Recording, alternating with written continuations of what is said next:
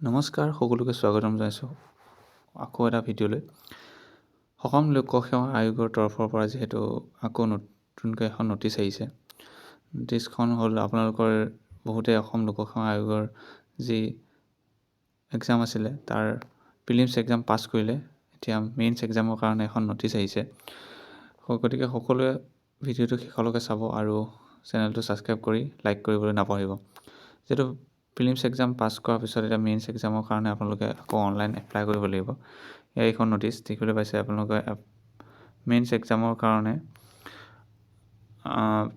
22 July 2025 তাৰিখৰ পৰা 7 আগষ্ট 2025লৈকে আপোনালোকৰ এপ্লাই হ'ব।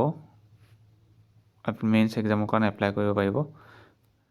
ইয়াৰ আপোনালোকৰ এক্সাম ফিজ আছে আৰু কেতিয়া পৰীক্ষা হ'ব দেখিবলৈ পাইছে।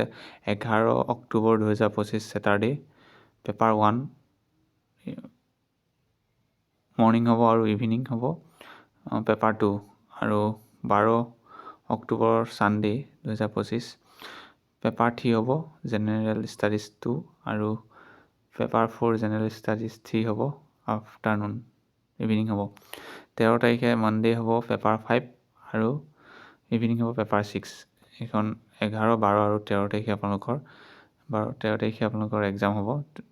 মৰ্ণিং আৰু ইভিনিং দুইটাত হ'ব।